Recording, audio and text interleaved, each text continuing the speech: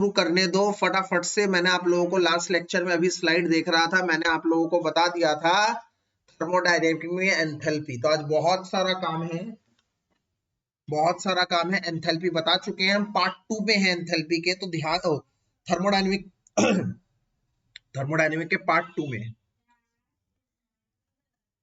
Part 2 में है। मैंने पार्ट 2। अच्छा, मैंने स्टेट्स का कोई असाइनमेंट भेजा है, वर्कशीट भेजी है स्टेट्स की?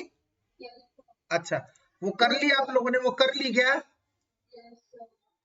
गुड गुड गुड, क्योंकि ना उसकी भी डाउट क्लास पेंडिंग है तुम लोगों की, और टेस्ट भी पेंडिंग है स्टेट्स का यार, एसओएम का। तो एसओएम का टेस्ट फटाफट से निपटाओ यार, ठीक है ना। अच्छा खासा कल संडे था यार, आज आज हो सकती थी इसकी doubt class, but actually TD हमारा थोड़ा टाइम ले गया यार, मुझे टीडी फिनिश करना है। आई एम वरीड, ठीक है ना। मैं थोड़ा सा टीडी को फिनिश करने में लग रहा हूँ, तो थोड़ा सा आप लोग ना साइड बाय साइड करने लग जाइए। हम लोग अभी सिलेबस के पीछे थोड़ा सा लग रहे हैं, कोई दिक्कत नहीं है, क्योंकि मुझे ना टीडी चाहिए फिनिश यार, अगले वीक चाहिए मुझे टीडी फिनिश, ताकि मैं अगले संडे को फिर एक साथ ले लूंगा दोनों टेस्ट, एक साथ दोनों टेस्ट ले लूंगा, एसओएम का, टीडी का, स्टेट्स का और टीडी का, थर्मोडायनामिक का एक साथ टेस्ट ले लूंगा अगले संडे। और मोस्ट प्रोबेबली पूरी कोशिश करूंगा यार मैं कि ट्यूसडे और थर्सडे को ये चैप्टर खत्म कर दूं, ताकि सैटरडे को एक कंबाइंड डाउट क्लास ले लूं मैं चैप्टर 5 की और चैप्टर 6 की, ताकि संडे को कर ले हम test. I will try my best एकदम हार्ड कि ये दोनों दिन में और आज के दिन में क्लास खत्म, ये चैप्टर खत्म हो जाए, और सैटरडे को we will have a combined doubt class of chapter 5 and 6, so that next Sunday we will have a test, a compiled test, a combined test of chapter 5 and 6. That will be a big deal, बड़ा काम कर लेंगे अगर हम वो कर लेंगे तो। हाँ बेटा, अभी कुछ बीच में कोई बोल रहा था कुछ?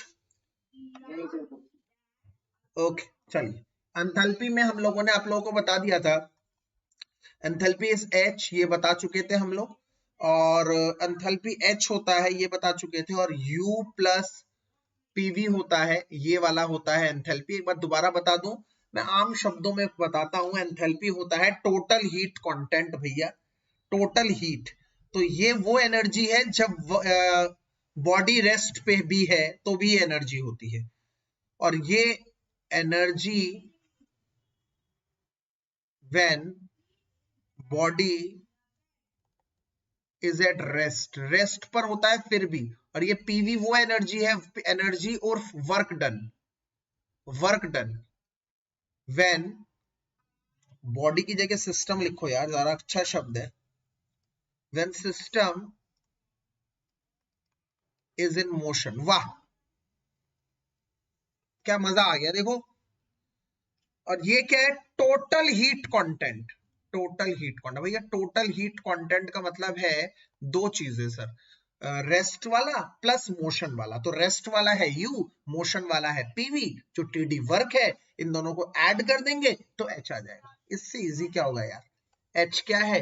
H है total heat content. Total heat content मतलब क्या? U मतलब सर, जब बॉडी रेस्ट पे भी रहती है ना, तो ये कभी जीरो नहीं होता। और क्या सर? PV, ये क्या दिखा रहा है? मोशन वाला एनर्जी। ये क्या दिखा रहा है? रेस्ट वाला एनर्जी। दोनों को ऐड करोगे तभी तो टोटल वाला एनर्जी निकलेगा। बताइए, got it? Sure? Okay, good job, good job, एकदम on your toes, everyone on your toes, be alert, सब एकदम एनर्जेटिक आ जाओ भाई, तभी काम हो पाएगा। मैंने ये भी बता दिया था, delta H is equal to delta U plus delta PV, ये चीज भी मैंने आप लोगों को बता दी थी, मैं अभी देख रहा था। और साथ में मैंने आप लोगों को ये भी बता दिया था, delta H is equal to delta U, इसको हम लिख सकते हैं P डेल्टा V, और इसको लिख सकते हैं V डेल्टा P। ये सब हम चीज बता चुके थे ऑलरेडी। तो आज नई चीजें बतानी है बच्चों, नई चीजें बतानी है आज। तो नई चीजें इसी से रिलेटेड बतानी है, इसी से रिलेटेड, ठीक है, इसी से रिलेटेड। इसी से रिलेटेड नई चीज क्या है? नई चीज नंबर 1, छोटे छोटे कुछ डेरिवेशंस, छोटे छोटे जो बड़े हैंडी होते हैं, handy derivation, some handy derivation, some handy tools. क्या? पहले मुझे बताइए, मैं इसको delta H is equals to delta U plus, अगर मैं इसको P डेल्टा V लेता हूं, P डेल्टा V मतलब प्रेशर कांस्टेंट है, ठीक है, प्रेशर कांस्टेंट है, P डेल्टा V लेता हूं, ये लिख सकता हूं बिल्कुल। ये लिख सकता हूं बिल्कुल।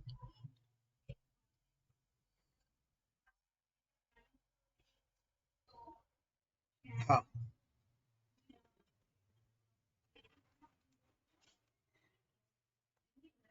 अब एक बात बताएं, from first law, from first law of TD, delta U की वैल्यू क्या होती है बताइए जरा मुझे। क्यू प्लस डब्ल्यू, तो ये हो जाएगा Q plus W plus P delta we. ठीक है, मैं इधर लिख देता हूं, आप कंफ्यूज हो जाएंगे बाद में। क्या, इसके दो फॉर्म्स लिख देता हूं, delta H is equals to delta U plus P delta V at constant pressure, delta H is equals to delta U plus V delta P at constant V. Volume जब कांस्टेंट है और जब pressure constant है, ये मैंने बता दिया था, अभी मैंने स्लाइड देखी है तुम लोगों की, मैं बता चुका हूँ। तो मैंने यहाँ पर माना है at constant P, P constant है, पी कांस्टेंट है, तो मैंने ये वाला पार्ट उठाया, ये वाला पार्ट उठाया है, ये वाला पार्ट उठाया है, और इधर मैं क्या लिखने वाला हूँ, delta H is equal to Q. और मैंने बताया था बेटा, याद करिए, वर्क डन हमने पीछे ही निकाला था, याद है, माइनस पी डेल्टा वी होता है, याद है, कल ही निकाला था, डेराइव किया था। इससे कट जाएगा तो ये डेल्टा एच आ जाएगा क्यू, और क्यू के नीचे मैं छोटा सा पी लिख देता हूं, जो ये दिखाता है कि क्यू ये हीट है, और ये उस समय की हीट है जब क्या कांस्टेंट है, यस, यस प्रेशर कांस्टेंट है। तो इसका मतलब क्या निकला, इसका मतलब ये छोटी सी एक वैल्यू निकली जो बड़े काम की है यार, बड़े काम की है ये वैल्यू ये दिखाती है कि जब आपका प्रेशर कांस्टेंट होता है, एक सिस्टम है, एक सिस्टम का प्रेशर कांस्टेंट है, प्रेशर में कोई चेंज लाने नहीं दिया मैंने, तो उस समय वो सिस्टम जितनी भी हीट एब्जॉर्ब करता है, वो सारी की सारी उसकी एंथैल्पी को चेंज करने में लग जाती है, सारी की सारी heat, heat at constant pressure is equals to delta H. मतलब जो भी हीट हम देते हैं किसी भी सिस्टम को, अगर वो प्रेशर कांस्टेंट होता है तो उसके एंथैल्पी के बराबर होता है। बेटा मैं तुम्हें बताकर समझा नहीं सकता कि पिछले 10 साल में तुम जेई का पेपर निकाल लोगे, नीट का पेपर निकाल लोगे, ये क्वेश्चन मल्टीपल टाइम्स किस किस तरह से अलग अलग रूपों से पूछा गया है। एक रूप तो यही है इसका कि what will be the heat at constant pressure to a system defines, चार option, delta H, delta U, delta P, delta we. बच्चे के सर के ऊपर से चला गया क्वेश्चन। एक मैंने ये देखा है क्वेश्चन, क्वेश्चन था कि for a system at constant pressure, if a system absorbs q amount of heat, then which of the following is the total heat for the system? तो delta H, delta V, delta P, या which of the following is true, ऐसे कई questions आते हैं, कई questions आते हैं इस टॉपिक पर। तो इसका मतलब ये क्या दिखा रहा है, इसका मतलब ये दिखा रहा है कि eight constant pressure heat absorbed by a system is utilized totally in bringing change in the enthalpy of a system। मतलब कांस्टेंट प्रेशर पर heat absorbed by a system is utilized totally in bringing change in the enthalpy of a system। मतलब किसी भी system पे कितनी heat absorb की जाती है एक कांस्टेंट प्रेशर पर, इसका मतलब वो पूरा का पूरा इस्तेमाल होता है उसके एंथैल्पी को चेंज करने में। गजब है ये, गजब, बहुत इंपॉर्टेंट है, ध्यान से देखिए इसको।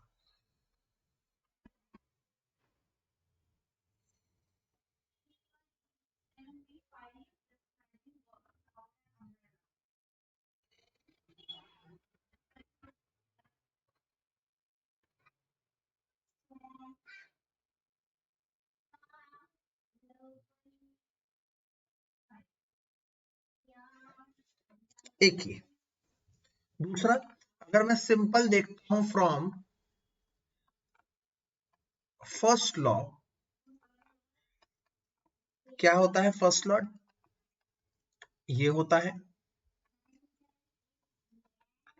क्यू पी डेल्टा वी होता है, और मैं इधर कह देता हूं एट कांस्टेंट वॉल्यूम। अगर वॉल्यूम कांस्टेंट हो जाता है बेटा, वॉल्यूम कांस्टेंट हो जाता है तो डेल्टा वी की वैल्यू कितनी हो जाएगी बताइए? जीरो, कोई चेंज ही नहीं आएगा। यस, सो यस, तो ये रह जाएगा Q, डेल्टा U की वैल्यू आ जाएगी Q, और Q को मैं क्या दिखाऊंगा? Q को कैसे दिखाऊंगा? छोटा सा क्या लिख दूंगा? V, जो ये शो करेगा कि हीट यहां पर क्या है, कांस्टेंट वॉल्यूम पे शो कर रहा है। तो इसका मतलब क्या हुआ? इसका मतलब ये हुआ कि जैसे इधर क्या था, at constant pressure heat absorbed by a system is utilized totally in bringing change in the enthalpy of system. इधर क्या होगा? एट कांस्टेंट, जल्दी बोलो, at constant volume heat absorbed by a system is, yes, is utilized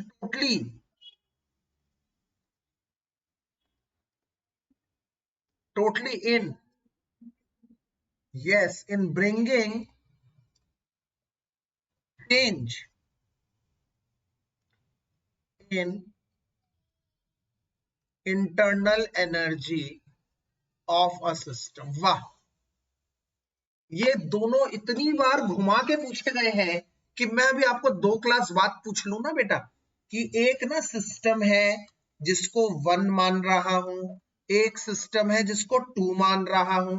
अगर मैंने 1 को constant pressure पर heat दिया Q और 2 को कांस्टेंट वॉल्यूम पे हीट दिया Q, तो बताइए उन दोनों की हीट एब्जॉर्ब क्या शो करती है?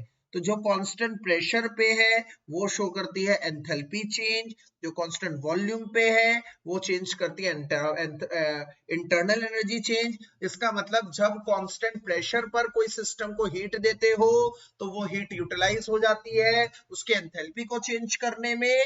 जब किसी सिस्टम को कांस्टेंट वॉल्यूम पे हीट देते हो तो वो हीट यूटिलाइज हो जाती है उसकी इंटरनल एनर्जी को चेंज करने में। कितनी बार ऐसे सवाल पूछ चुका है थर्मोडायनेमिक्स में, और बच्चे का डब्बा हो जाता है गोल। तो याद कर लो, ये मैं बड़े क्लाउड बॉक्स में आज डाल देता हूं कि डेल्टा एच होता है क्यूपी और डेल्टा यू होता है क्यूवी। बताइए, आज की पहली ही क्लास, मतलब एकदम पहले जैसा टॉपिक होता है ना, पहले टॉपिक पे 6, एकदम पहली टॉपिक पे हमने 6 मार दिया, बेहतरीन टॉपिक छेड़ दिया और इसको कवर करवा दिया। बताइए, समझ में आ गया? आगे बढ़े बेटा। म्यूट करिए, किसका अनम्यूट है? अक्कू का अनम्यूट है, अनम्यूट करिए अक्कू। इसको ध्यान से देखिए।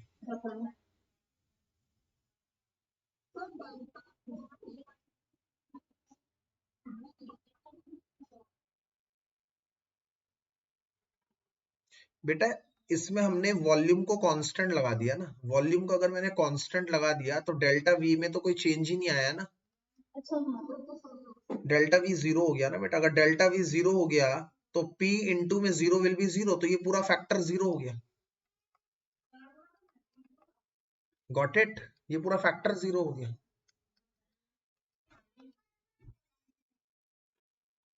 ये दोनों बातें याद कर लेना बेटा, बड़ी इंपॉर्टेंट है, मोस्ट इंपॉर्टेंट, मोस्ट इंपॉर्टेंट। चलो, अब इन दोनों का और इस्तेमाल भी करेंगे, चिंता ना करो। ऑल्सो फार्मूला क्या है? एंथैल्पी चेंज का फार्मूला क्या था? Delta H is equals to delta U plus delta PV. था या नहीं? बोलो। ये फार्मूला भी करा, यस, ये फार्मूला भी करवाया हमने, लास्ट क्लास में ही बताया ये वाला। यही है मोटा फार्मूला भैया, मोटा फार्मूला ऑफ द डे।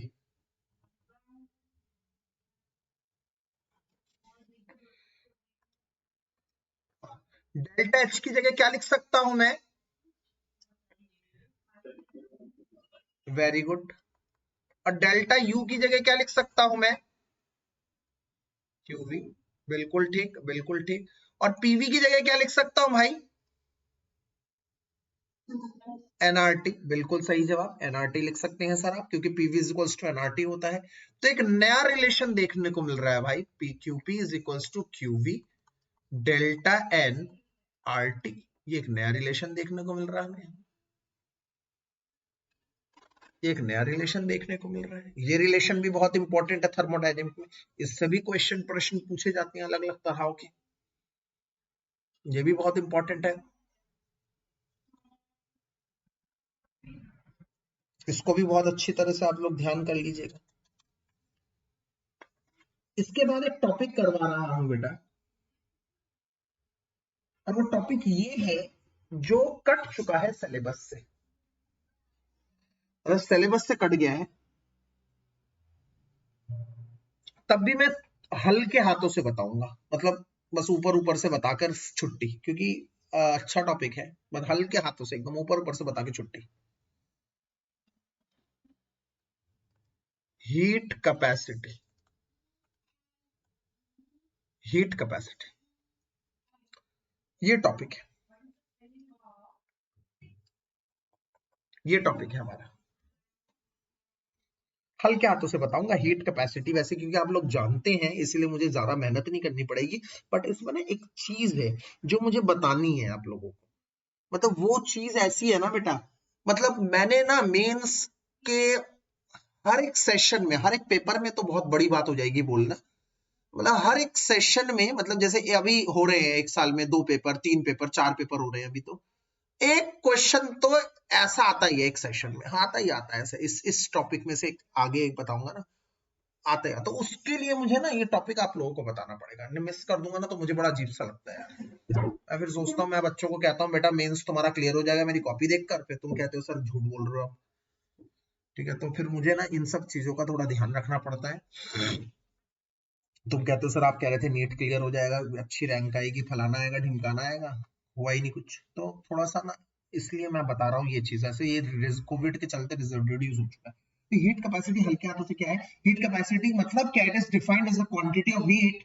मतलब जैसे मान लो एक सिस्टम है मेरे पास, एक सिस्टम का टेम्परेचर है 15 डिग्री सेल्सियस, तुम उसे गर्म कर रहे हो, गर्म कर रहे हो, गर्म कर रहे हो, भैया कितना गर्म कर रहे हो भाई, भैया इतना गर्म कर रहा हूं ताकि उसका टेम्परेचर 1 डिग्री बढ़ जाए। मतलब 1 डिग्री बढ़ाने के लिए इतनी मेहनत, हाँ भैया 1 डिग्री बढ़ाने के लिए इतनी मेहनत, 1 डिग्री टेम्परेचर बढ़ जाए, डेल्टा टी मतलब चेंज इन टेम्परेचर 1 डिग्री आ जाए, तो किसी सिस्टम को कितना हीट देना पड़ रहा है, क्यों, किसी सिस्टम को कितना हीट देना पड़ रहा है, क्यों, क्यू अमाउंट ऑफ हीट देना पड़ रहा है, ताकि उसका टेम्परेचर कितना चेंज हो जाए, डेल्टा टी चेंज हो जाए, ताकि उसका टेम्परेचर कितना चेंज हो जाए, डेल्टा टी 1 डिग्री चेंज हो जाए, उसको कहते हैं हीट कैपेसिटी, उसको कहते हैं हीट कैपेसिटी। मतलब किसी सिस्टम को कितना टेम्परेचर कितना हीट दे रहे हैं, क्यू, क्यू दे रहे हैं क्यू, ताकि उसका टेम्परेचर डेल्टा टी आ जाए 1। पर अगर डेल्टा टी 1 ना हो तो, जैसे इधर देखो पहले लिख रहा हूं, it is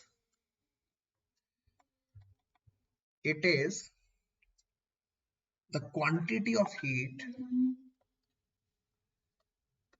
quantity of heat required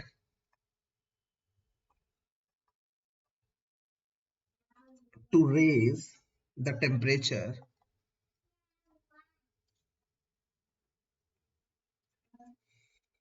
of the system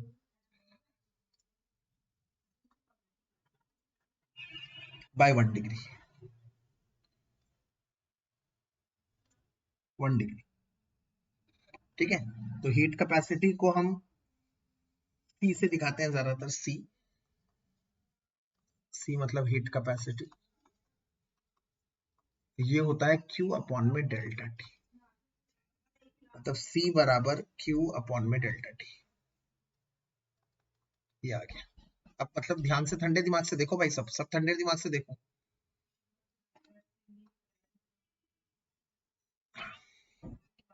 अगर डेल्टा टी की वैल्यू 1 हो जाएगी तो सी ही तो क्यू है, तो वही तो मैं कह रहा हूं, कितनी हीट दी जा रही है ताकि उसका चेंज इन टेम्परेचर 1 हो, तो वही हीट कैपेसिटी है। तो जितनी हीट दी जा रही है ये क्यू ही हीट कैपेसिटी है, क्यू बराबर ही सी है। अगर डेल्टा टी क्या है 1, अगर चेंज इन टेम्परेचर 1 आ रहा है तो इस तरह से फार्मूला बन गया C is equals to Q upon में delta T. It means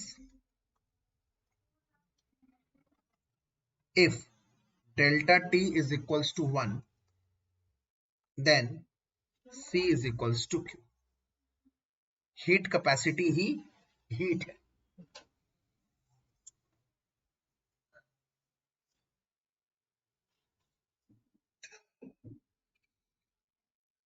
simple सा टॉपिक था. तुम कहोगे सर आसान ही था.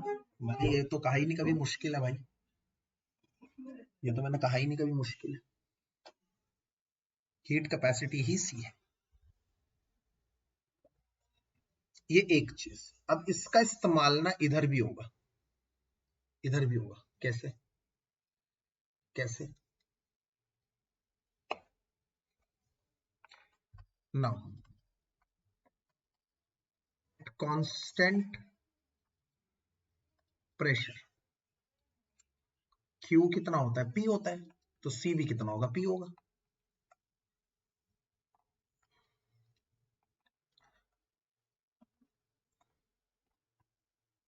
बोलो समझ में आया? भाई C is equals to Q upon में डेल्टा T होता है. Q is equals to C upon में डेल्टा T होता है. समझ लो सब बच्चों मेरी बात. एक सिस्टम है, उसको मैंने Q अमाउंट ऑफ हीट दिया ताकि उसका टेम्परेचर 15 डिग्री से 16 डिग्री तक हो जाए. मतलब चेंज इन टेम्परेचर आ जाए 1 डिग्री. तो सर जितनी हीट आपने दी ना वही हीट कैपेसिटी कहलाती है. बट मान लो मैंने Q हीट दी और वो 15 से हो गया 17, मतलब डिफरेंस आ गया 2 डिग्री का सर. तो इसका मतलब मैंने जो हीट दी डिवाइड करना पड़ेगा मुझे डेल्टा टी से ताकि 1 डिग्री का डिफरेंस निकले. Unitary method. मतलब 2 डिग्री का आ चुका है तो क्या करूंगा भैया? डिवाइड कर दूंगा. क्योंकि 1 डिग्री के लिए तो 1 डिग्री के लिए तो सी ही क्यू था. पर अगर डेल्टा टी मान लो 2 डिग्री आ गया तो डिवाइड कर दो 2 डिग्री से. डिफरेंस इन टेम्परेचर 3 डिग्री आ गया तो 3 डिग्री से डिवाइड कर दो. पर डिफरेंस इन टेम्परेचर 1 डिग्री है तो भैया सी ही क्यू है. सी ही क्यू है. अरे बोलो भाई समझ में आ रहा है या नहीं आ रहा? सो गए क्या तुम लोग? What happened? अब ऐसे थोड़ा अलर्ट रहो. तो अगर मैंने कंडीशन मान ली एट कांस्टेंट प्रेशर, भैया कांस्टेंट प्रेशर पे क्यूपी होता है तो क्यूपी को मैं वही डेल्टा टी से डिवाइड करूंगा तो सी भी क्या आएगा? हीट कैपेसिटी भी क्या आएगा? पी सीपी आ जाएगा. बड़ी बात क्या है?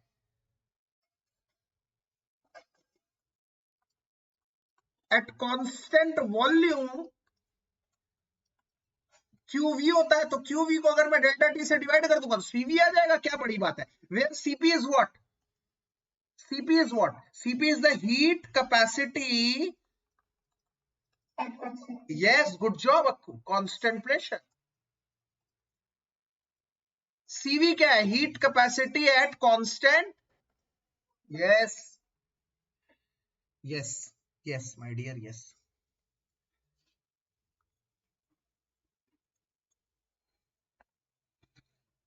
तो तुम कहोगे सर एक बात कहूं. मैंने कहा क्या? बोलो भाई. तो तुम कहोगे सर यहां से मैं काम करता हूं, यहां से क्यूपी की वैल्यू निकाल लेता हूं. क्यूपी को लिख देता हूं सीपी इंटू डेल्टा टी. ये उधर चला जाएगा, मल्टीप्लाई हो जाएगा. मैंने कहा अच्छा कर दिया. लो अब क्या बड़ी बात कर दी तुमने, बता इसमें भाई. तुमने कहा सर यहां से भी मैं क्यूबी क्यूबी की वैल्यू निकाल देता हूँ. हाँ फिर क्या हो जाएंगे हमारे? 2 हाथ से कितने हाथ हो जाएंगे? 4 हाथ हो जाएंगे. अगर मैं ऐसा कर दूंगा, अगर मैं ऐसा कर दूंगा कि delta H is equals to, ये है मेरे पास delta H is equals to now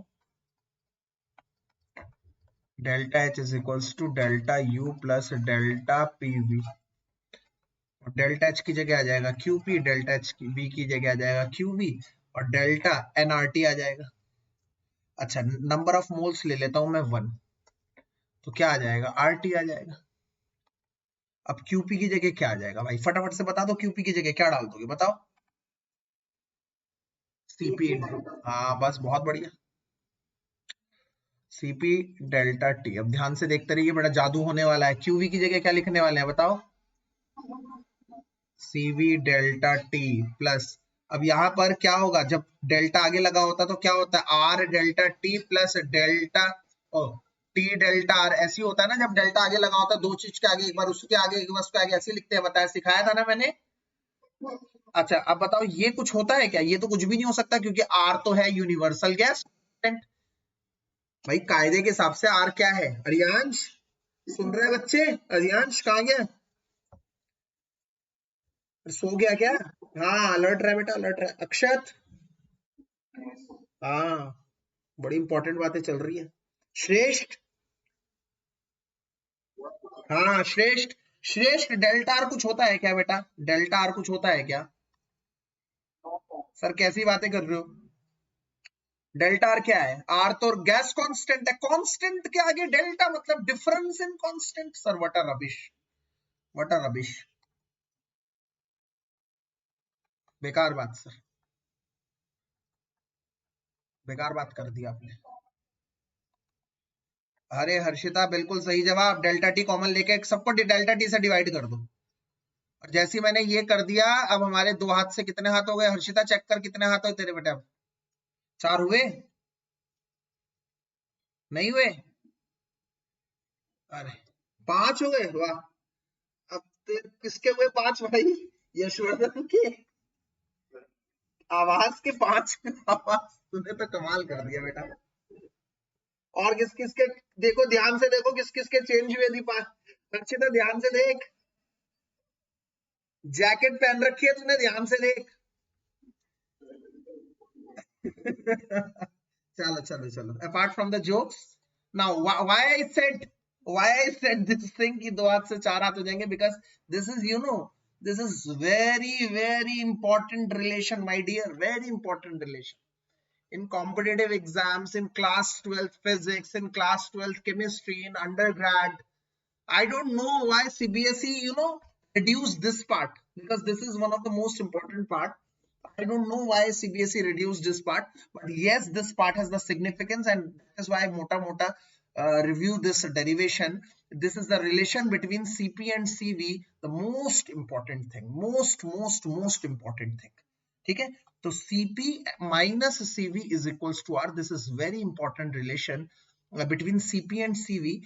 CP and CV are what? CP and CV are the heat constants, heat capacity at constant pressure and volume. ये रिलेशन है, ठीक है। और ये तो था तुम लोगों का जो सीबीएसई ने काट दिया। और अब मैं थोड़ा सा, अब मैंने आपको क्या बताया था, कॉम्पिटिटिव का आता है इसमें, आता ही आता है, वो चीज मैं आप बताने जा रहा हूं। है वो चीज, अब वो चीज ये है कि सीपी और सीवी का रेशियो होता है गामा। यहां से शुरू होता है मेरा note, note for competitive exams.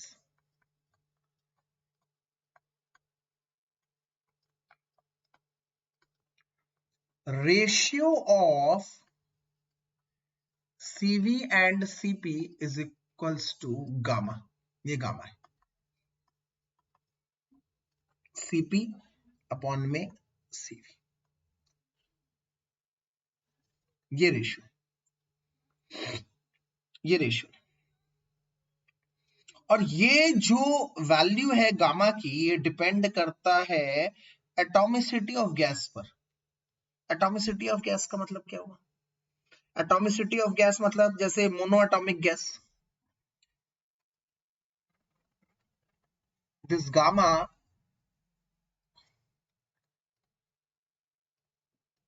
Depends on atomicity of gas. Gas की एटॉमिसिटी पे डिपेंड करता है, गैस की एटॉमिसिटी पे डिपेंड करता है। Case 1, mono atomic gas. Mono atomic gas means जो गैस में एक ही एटम रहता है। कोई एग्जांपल बता पाएगा? Yes, helium gas, neon gas, noble gases basically, है ना, krypton, xenon, noble gases, that is noble gases case 1 है नोबल गैसेस, और इनके लिए सीपी की वैल्यू सीवी की वैल्यू फिक्स है और गामा की वैल्यू भी फिक्स है। सीपी की वैल्यू होती है, सीवी की वैल्यू अगर मैं बता दूं तो मैं होती है 3/2r, 3/2r होती है, ये फिक्स। तो सीपी की वैल्यू कितनी होगी बताओ, सीपी की वैल्यू कितनी होगी, CV plus R, CV plus R, CV plus R, मतलब उसमें आर प्लस हो जाएगा ना, यही तो होता है पीछे रिलेशन, यही तो निकाला है। तो 3/2r plus R, it will be 5/2r, 5/2। तो गामा क्या हो जाएगा, गामा हो जाएगा सीपी अपॉन में सीवी, सीपी है 5/2r और वो है 3/2r, सो r से r कट गया, 2 से 2 कट गया, it will B 5/3, it will B 1.66।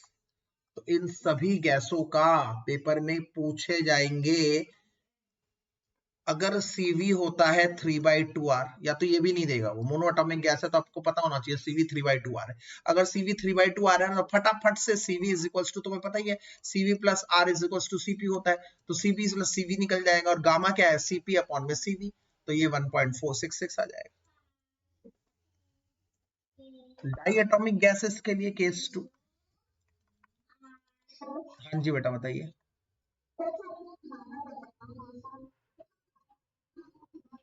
Gamma का सिग्निफिकेंस नहीं है कोई, गामा रेशियो बताता है दो कांस्टेंट्स का, it has no significance, physical no significance, it is the ratio of two heat capacities, it is the ratio of the heat capacities at constant pressure and volume, it has no physical significance, its value depends on different type of gases। अब कोई die atom, हाँ देखा गया है बेटा, देखा गया, अलग अलग गैसेस के लिए अलग अलग सीपी अलग अलग सीवी है।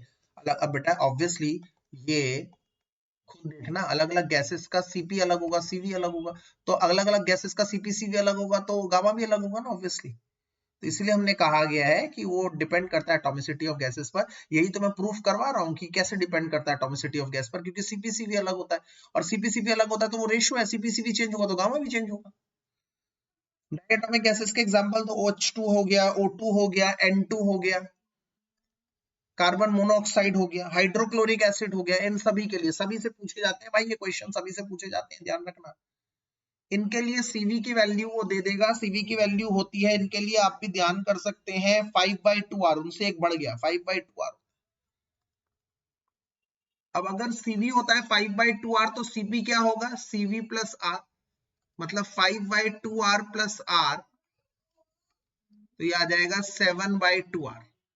तो गामा क्या आ जाएगा, सीपी अपॉन में सीवी, मतलब 5/2r अपॉन में 7/2r, आर से आर कैंसिल, 2 से 2 कैंसिल, हाँ yes yes yes, sorry sorry sorry, very good आवाज, माय फॉल्ट। 7/2r अपॉन में 5/2r, r से r गया, 2 से 2 गया, इट विल बी 7/5। ध्यान रखना बेटा गामा की वैल्यू 1 से लेस नहीं होती कभी भी, क्योंकि सीपी अपॉन सीवी होता है ना, सीपी हमेशा बड़ा होता है सीवी से। अगर ये पूछे सीपी सीवी से कितना बड़ा है, सीपी सीवी से बड़ा है, कितना बड़ा है, आर बड़ा है, R, that is CP is greater than CV by R, R बड़ा है। पूछा जाता है कई बार, इस केस में कितनी वैल्यू आ जाती है, लगभग 1.4 के आसपास आती है, करके देख लेना। तो पूछा जाता है भाई इस गैस के लिए सीपी क्या है, इस गैस के लिए अगर सीपी इतना है तो सीवी कितना है, या इस गैस के लिए गामा कितना है, इस गैस के लिए गामा कितना है, पूछा जाता है कई बार। तो आपको पता होना चाहिए, अगर if CV of hydrogen is 5/2r, NEET का question, if C carbon monoxide के लिए आया था, if CV of carbon monoxide is 5/2r, what will be the value of gamma associated with it? तो आपको पता होना चाहिए गामा इज सीपी अपॉन में सीवी। तो अगर ये 5/2r है तो ये 7/2r होगा, और उसको सॉल्व करके आप निकालेंगे इस 3।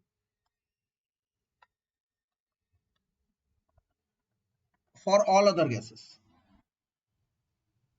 फॉर पॉलीएटॉमिक, पॉलीएटॉमिक मींस जिसमें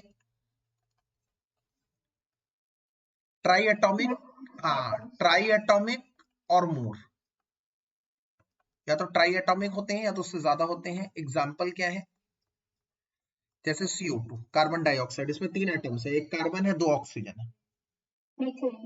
मीथेन, गुड जॉब, मीथेन। या फिर H2O के वेपर्स, वेपर्स ऑफ H2O,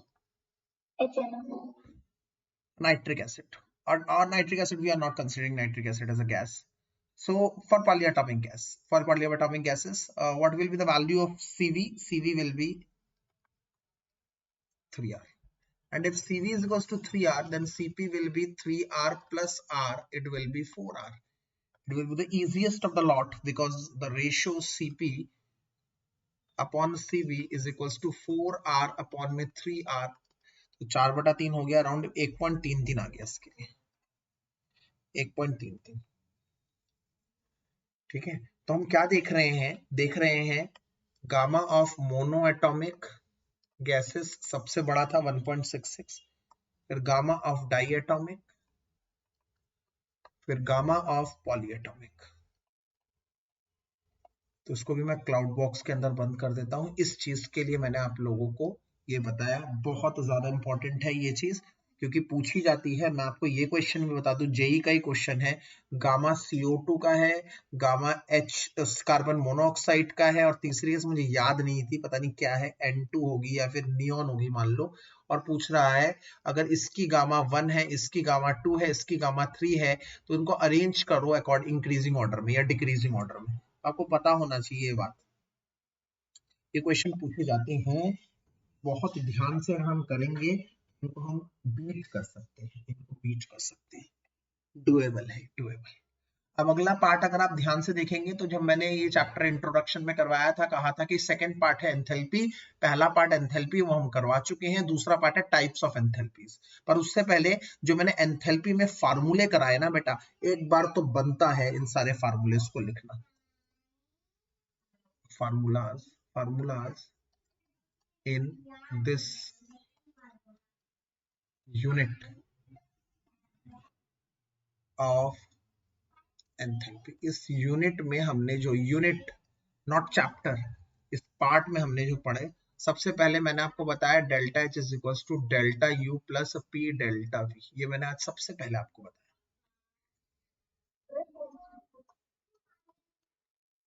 वाह, बहुत बढ़िया बात बताई थी हर्षिता आपने, वेरी गुड, ये बताया। फिर हमने बताया इसको ऐसे भी लिखा जा सकता है, डेल्टा NRT ऐसे भी लिखा जा सकता है। फिर हमने ये बताया कि डेल्टा H की वैल्यू होती है QP। फिर हमने ये बताया डेल्टा U की वैल्यू है QV। फिर हमने ये बताया आज कि QP is equals to QV plus delta NRT एक रिलेशन होता है। फिर मैंने ये बताया कि C इज इक्वल्स टू होता है Q अपॉन में डेल्टा T। फिर मैंने ये बताया कि CP is equals to CV plus R। फिर मैंने ये बताया कि gamma is equals to CP upon में CV। तो ये बहुत सारी छोटी छोटी चीजें हम लोगों ने इसमें पढ़ी। इन चीजों को बहुत ध्यान से पकड़ के रखना है आप लोगों को, तभी आप अपने क्लास में सबसे अच्छे बनेंगे, बेहतर बनेंगे, तभी आपको वो टॉपिक आएगा। जितनी मेहनत मैंने कराई है उतनी मेहनत आप लोगों को देखना है, ध्यान रखना है। इसके बाद अगला इसमें है type of enthalpy, type of enthalpies.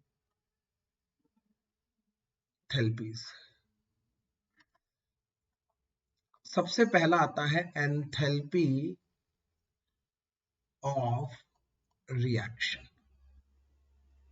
इसको delta H, enthalpy change in reaction, delta H change होता है, और रिएक्शन की है तो इसमें छोटा सा R लिखा होता है, R। इसको ऐसे शो किया जाता है, ठीक है। अब एंथैल्पी ऑफ अ रिएक्शन का मतलब क्या है, मेरी बात को ध्यान से सुनेंगे आप लोग। ये अब मैं 7-8 डेफिनेशंस बताने वाला हूं, जो बहुत ही आसान डेफिनेशंस होंगी, बहुत आसान डेफिनेशंस होंगी ये 7-8, पर जबरदस्त है and they are very important, you know, so please have a very keen ears toward it। मैं क्या बता रहा हूँ, एंथैल्पी ऑफ अ रिएक्शन, एक रिएक्शन जब होती है, एक रिएक्शन होने का मतलब क्या है, what do you mean by a reaction? एक रिएक्शन होने का मतलब है रिएक्टेंट का प्रोडक्ट में कन्वर्जन होना, बिल्कुल गुड। जब एक रिएक्टेंट प्रोडक्ट में कन्वर्ट होती है, रिएक्टेंट प्रोडक्ट में चेंज होती है, तो उस दौरान उसके हीट कंटेंट में भी चेंज आएगा, ऑब्वियसली आएगा यार। पहले कुछ हीट कंटेंट होगा, बाद में कुछ हीट कंटेंट होगा, पहले कुछ हीट कंटेंट होगा, बाद में कुछ हीट कंटेंट होगा, हीट कंटेंट में चेंज आएगा, yes there will be a change in heat content. So एक रिएक्शन होने के दौरान जो हीट कंटेंट में चेंज आता है, उस हीट कंटेंट को क्या कहते हैं, एंथैल्पी कहते हैं। तो उस एंथैल्पी चेंज को एंथैल्पी ऑफ रिएक्शन कहते हैं, उसे एंथैल्पी ऑफ रिएक्शन कहते हैं। मैं दोबारा बताता हूं बेटा, मैंने एक रिएक्शन करी, एक रिएक्शन करने में रिएक्टेंट की कुछ एंथैल्पी रही होगी, मान लो रिएक्टेंट की एंथैल्पी थी 20, प्रोडक्ट की एंथैल्पी थी 30, तो चेंज इन एंथैल्पी क्या हुई, 30 में से 20 10 हुई, तो मैं ये कहूंगा एंथैल्पी ऑफ रिएक्शन है। अगर 20 से हो जाती 10, तो 10 माइनस 20 क्या होती, -10, तो वो एक्सोथर्मिक रिएक्शन होती। फाइनल माइनस इनिशियल, नेगेटिव आता, नेगेटिव आता, तो उस समय कहता है रिएक्शन कैसी, एक्सोथर्मिक है, नेगेटिव है ना। एंथैल्पी, एंथैल्पी मतलब क्या है, हीट कंटेंट, मतलब एनर्जी तो है यार, एनर्जी तो है। तो जो भी प्रोडक्ट में से, प्रोडक्ट की एंथैल्पी में से रिएक्टेंट की एंथैल्पी को माइनस करके आएगा, यही होगा enthalpy of reaction, change in enthalpy, यही होगा change in enthalpy.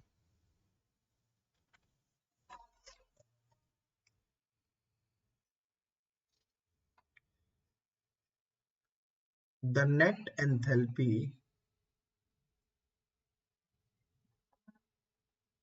change, the net enthalpy change when a reactant gets completely converted to product, completely converted to product, पूरी तरह से प्रोडक्ट में बदल गया, पूरी तरह से प्रोडक्ट में बदलने में। The net enthalpy change when a reactant gets completely converted to product, पूरी तरह से प्रोडक्ट में चेंज हो जाए। Delta S is equals to HP minus HR, इसे कहेंगे enthalpy of reaction, where HP is the enthalpy of product और HR is the enthalpy of reactant, enthalpy of reactant, ठीक है। अब यहां पर एक नोट, नोट क्या है, if the reaction considers the change of 1 mole of reactant, मतलब अगर मैं सिंपल कहता हूं रिएक्टेंट प्रोडक्ट में चेंज हो गया यार, तुम कहोगे एंथैल्पी ऑफ रिएक्शन है, पर अगर तुमने उसको स्टैंडर्डाइज्ड कर दिया, तुमने बता दिया if the reaction consider the change of 1 mole of reactant, reactant को तुमने स्टैंडर्ड कर दिया, 1 मोल कर दिया, देन तब the enthalpy change, then it will be considered as standard enthalpy of a reaction, उसे स्टैंडर्ड एंथैल्पी कहते हैं, और उसमें एक नॉट लग जाता है ऊपर, छोटा सा नॉट लग जाता है, तो where there is a nought, ऊपर नॉट लग गया तो आप समझ जाइए वहां पे एक शब्द जुड़ जाएगा स्टैंडर्ड, वहां पे एक शब्द जुड़ जाएगा standard, delta H nought R, वहां पे एक शब्द जुड़ जाएगा स्टैंडर्ड। ये पहला था एंथैल्पी ऑफ रिएक्शन। दूसरा क्या है? ओ आज तो ज्यादा काम हो गया भाई, स्लाइड ही खत्म हो गई। चलो आज यहीं तक रहने देंगे।